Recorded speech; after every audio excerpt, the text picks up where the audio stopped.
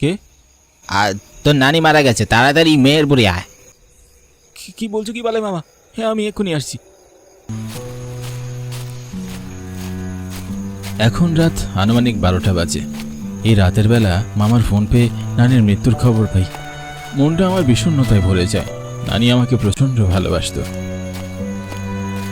আমার নাম সুরেশ সেন, হরিপুর গ্রামে থাকি। আপন বলতে এ পৃথিবীতে আমার কেউ নেই। মা গত বছর মারা গেছে।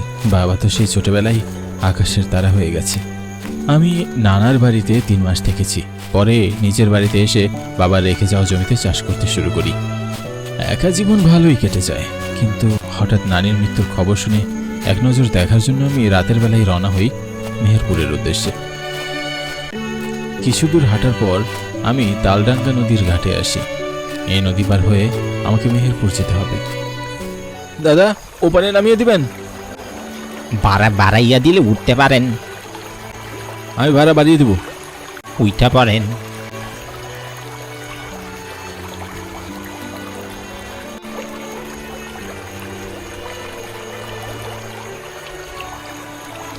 আমি নৌকায় উঠে মাঝিটির দিকে তাকাই। মধ্যবয়সী এক লোক, মাথায় অল্প চুল। লোকটা আমার দিকেই তাকিয়ে আছে, হয়তো কথা বলতে চাইছে, কিন্তু এই মুহূর্তে কথা বলার মতো কোনো অবস্থায় নেই আমি। বারবার নানির মুখটা চোখে ভেসে উঠছে। মাঝিটি থমথমে গলায় আমাকে জিজ্ঞাসা করে, এত রাতে নদীর ওই পারে কেন যাইবেন? আজ রাতে আমার নানি মারা গেছে, তাই নদী পার হয়ে মেহেরপুর যেতে হবে। ও, তাইলে তো যাওয়াটা জরুরি। তাই নদীর ওই পারে রাইতের বেলা মাইনছে খুব কম যায়। তাহলে আপনি কেন রাতের বেলা নৌকা নিয়ে বসে আছেন, যাত্রী না থাকলে?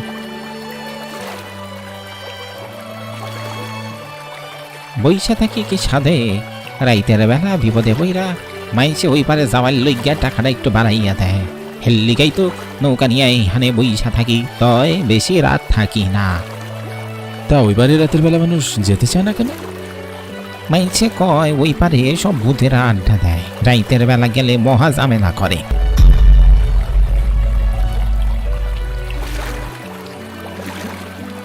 তাছাড়া শুনেছি কিছুদিন আগে একজন মানুষ মারা গেছে, তারপর থেকে ওই পারে কেউ সহজে যাইতে চায় না।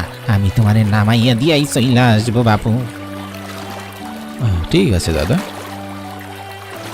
মাঝির কথায় আমার কপালে চিন্তার ভাঁজ পড়লেও ব্যাপারটা নিয়ে খুব বেশি ভাবছি না। আমার দ্রুত নানার বাড়ি যেতে হবে। নিস্তব্ধ অন্ধকার রাত, নদীর পানির ছলছল শব্দে বুকের ভেতরটা অজানা এক ভয়ের চমক দিচ্ছে। আমি ঠিকঠাকভাবে পৌঁছাতে পারবো তো? বারবার মনে হচ্ছে কথা। রাতের বেলা সচরাচর বের হওয়া হয় না, কিন্তু আজ না গিয়েও উপায় নেই। নানিকে আমার শেষ দেখা দেখতেই হবে।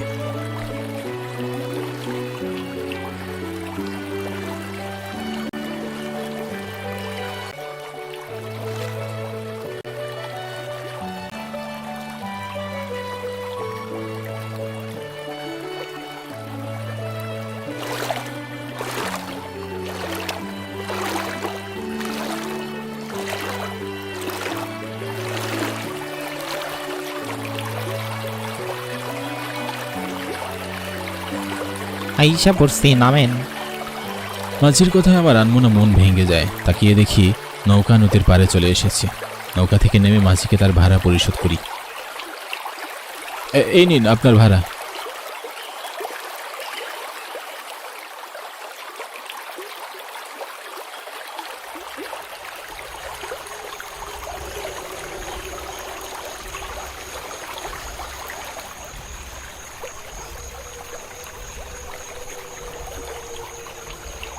মাঝি ভাড়াটা নিয়ে চলে যায়। আমি রাস্তা দিয়ে হাঁটতে থাকি। ঝিঝি পোকাদের ঝিঝি শব্দ ছাড়া আর কোথাও কোনো সারা শব্দ নেই। মেহেরপুরের এই রাস্তায় আগে প্রায় আসা হতো। আমার ছোটবেলা এই মেহেরপুরে কেটেছে। আমার বাবা মারা যাওয়ার পর মা বেশিরভাগ সময় নানির বাড়ি এসে থেকেছে। কিছু দূর যাওয়ার পর হঠাৎ একটা আর্তনাদের চিৎকার শুনতে পেলাম। পুরুষ কণ্ঠের আর্তনাদ শুনে বুকের ভেতরটা হঠাৎ লাফিয়ে উঠল। ভয়। আমি কিছুটা এগিয়ে গিয়ে দেখলাম রাস্তার মাঝখানে একটা লোক রক্তাক্ত অবস্থায় পড়ে আছে। তার গলা থেকে তাজা রক্ত ঝরে পড়ছে। আমি দৌড়ে লোকটার কাছে গেলাম।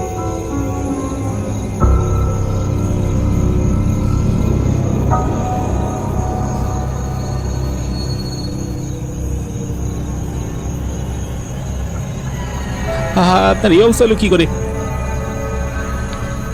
আমার অনেক কষ্ট হইতানে, মানে তুমি হাসপাতালে নিয়ে যাও। লোকটার অবস্থা আসলেই খুব খারাপ। আমি কি করবো বুঝে উঠতে পারছি না। এত রাতে হাসপাতালে কি করে নিয়ে যাব? কোনো ভ্যান কিংবা কোনো যানবাহন কিচ্ছু নেই। আমি কি করে আপনাকে হাসপাতালে নেব বলুন? হাসপাতাল তো এখান থেকে অনেক দূরে। হঠাৎ লোকটা তার চোখ বন্ধ করে ফেলে। নিঃশ্বাসের কোনো শব্দ শোনা যাচ্ছে না। এখন তাহলে কি লোকটা মারা গেল? এখন উপায়? আমি এই লাশ রেখে যাব কি করে? এই যে আপনি চোখ খুলুন, কথা বলছেন না কেন? আপনি কি বেঁচে আছেন? নিঃশ্বাস বন্ধ হয়ে গেছে। লোকটা আর বেঁচে নেই। আমি কি করবো কিছুতেই বুঝে উঠতে পারছি না। এদিকে নানির বাড়িতে আমার এখনই যেতে হবে, কিন্তু লোকটার লাশ এভাবে ফেলে রেখে যেতে ইচ্ছা করছে না। কিন্তু এছাড়া যার কোনো উপায়ও নেই। আমি বরং বাড়ি গিয়ে মামাকে ডেকে নিয়ে আসি, তারপর না হয় লোকটাকে নিয়ে কোনো একটা ব্যবস্থা করা যাবে। যেই ভাবা সেই কাজ। আমি এই লোকটাকে সেই স্থানে ফেলে রেখে আবারও হাঁটা শুরু করি।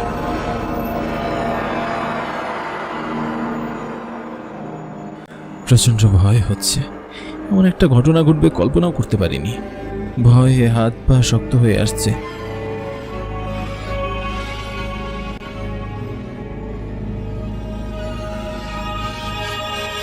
হাঁটার সময় হঠাৎ খেয়াল হলো পিছনে কেউ হেঁটে আসছে।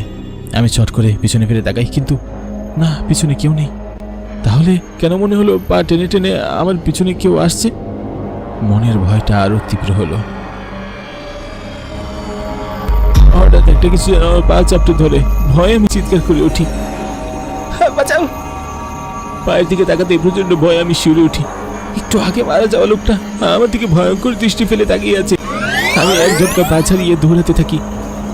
কি করে সম্ভব? এই কিছুক্ষণ আগে মারা যাওয়া লোকটা আমার পা চেপে ধরে রেখেছে কিভাবে? কিছুই বুঝতে পারছি না। আমার মাথা বন বন করে ঘুরছে। হঠাৎ সামনের রাস্তায় একজনকে দাঁড়িয়ে থাকতে দেখে আমি থমকে দাঁড়াই।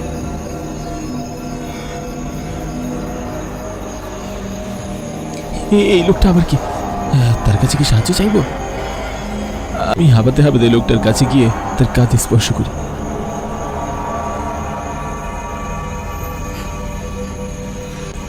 দাদা, আমাকে একটু সাহায্য করুন। লোকটা আমার দিকে ঘুরে থাকে। তাদেরকে আমার চোখ কপালে উঠে যায়। ভয় থক থক করে কাঁদতে থাকি আমি। এ তো সেই মৃত লোক যে কিছুক্ষণ আগে আমার পা চেপে ধরে রেখেছিল। তোরে সাহায্য করবো? তুই কি আমার সাহায্য করছিলি? আপনি কি চান? কেন আমাকে ভয় দেখাচ্ছেন? আমার ঘৃণা লাগছে আজকে, আর তুই আমার খাবার। আমাকে যেতে দিন। বাঁচাও, কেউ বাঁচাও আমাকে। কেউ আইব না, সবাই আমাদের ভয় পায়, কারণ আমি সবাই বাইরে ফেলি। এখন তোরেও মারবো। ভয়ঙ্কর চেহারার এই অশরীরটি মুহূর্তে তার দাঁড়ালো নখ দিয়ে আবার গলা চেপে ধরে।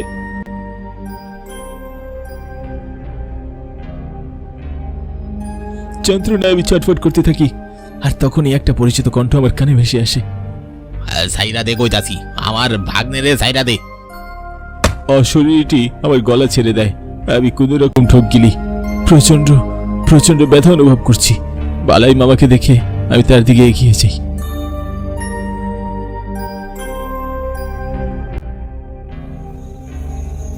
সুরেশ, তুই ঠিক আছিস? হ্যাঁ মামা। এইটা তোর ভাগ্নে? হ্যাঁ, কিন্তু কানাই, তুই আর কতদিন এবার মানুষের ক্ষতি করবি বলতো? মানুষ বুঝি আমার ক্ষতি করে নাই, তুই তো সব জানোস। জানি, সেদিন রাতে তুই ছিনতাইকারীদের হাতে জখম হয়েছিলি, কিন্তু ওই গ্রামের কেউই সেদিন তোর চিৎকারে সাড়া দেয়নি। তাই নে, তাহলে সেই মানুষগুলারে কেমনে আমি ছাড়বো? সেই দিন রাতে ও অনেকে এই রাস্তা দিয়ে হাঁটতে গেছে, আমার এই রক্তাক্ত অবস্থায় নেই খাও হাসপাতালে নিয়ে যায় নেই, তাহলে আমি কি করে ওইদের ছেড়ে দেবো ক? সেদিন রাতে আমি যদি থাকতাম তাহলে অবশ্যই তোকে আমি হসপিটালে নিয়ে যেতাম, কিন্তু সেদিন শহরে গিয়েছি কাজে। তুই তো এখন এখনো জীবিত আছিস, কিন্তু তোর বাইকনে ওরে আমি মেরে ফেলবো, ও আমার সাহায্য করে নাই। আমার নানি মারা গেছে, আর আমি একা আপনাকে কি করে হাসপাতালে নিয়ে যেতাম, তাই ভেবেছি বাড়ি গিয়ে মামাকে সাথে নিয়ে আপনার কাছে এখানে আসবো আর আপনাকে সাহায্য করব। আমার ভাগ্নে আমার মতোই, সে কখনো ইচ্ছা করে কারো ক্ষতি করে না, বোঝ ব্যাপারটা। ছেড়ে দিলাম তোরে, কিন্তু এই গ্রামের অন্যদের আমি কখনোই ছাড়বো না। আমার দেখা কেউ সাহায্য করে নাই, আমি সবাই মাইরা ফেলবো।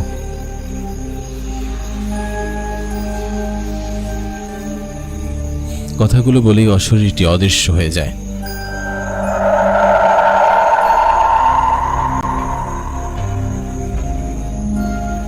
মামা, তুমি ওকে চেনো?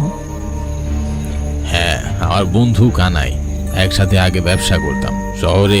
এক রাতে কানাই শহর থেকে ফেরার সময় তালডাঙ্গার নদীর এবারে ডাকাতদের হাতে নৃশংসভাবে জখম হয়। এই গ্রামের অনেকে তাকে দেখেছে কিন্তু সাহায্য করেনি।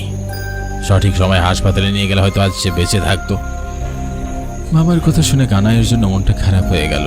তার সাথে আসলেই অন্যায় হয়েছে, আর তাই তো সেই গ্রামের মানুষদের উপর রেগে আছে, প্রতিশোধ নিতে চাইছে। তুই ঠিক আছিস তো সুরেশ? হ্যাঁ মামা, আমি ঠিক আছি, কিন্তু তুমি কি করে জানলে আমি এই মুহূর্তে বিপদে পড়ে আছি? মায়ের চিন্তায় আমি অস্থির হয়ে আছি। তালডাঙ্গার এপারে রাতের বেলা যে বিপদ ঘটে তা তোকে আগে জানাতে ভুলে গেছি। পরে মনে হতেই আমি দৌড়ে আসি, আর এসে দেখি আমার ধারণাই ঠিক, তুই আসলেই বিপদে পড়েছিস। বালাই মামার সাথে আমি গ্রামের দিকে হাঁটা শুরু করি। আজ যদি সঠিক সময় বালাই মামা না আসতো তাহলে হয়তো আমার লাশ পড়ে থাকতো তালডাঙ্গা দিঘির ওপারে। সকালে একসাথে নানিও আমার লাশ চিতায় পোড়ানো হতো। ব্যাপারটা ভাবতেই আমার শরীরটা শিউরে ওঠে। ভাগ্য ভালো বিধায় এ যাত্রায় বেঁচে গেছি, আর কখনো রাতের বেলায় তালডাঙ্গা নদীর পাড়ে আসবো না। রাত বিরাতে বের হওয়া ঠিক না, কে জানে কানাইয়ের মতো আরো কত অশরীরী ওত পেতে আছে।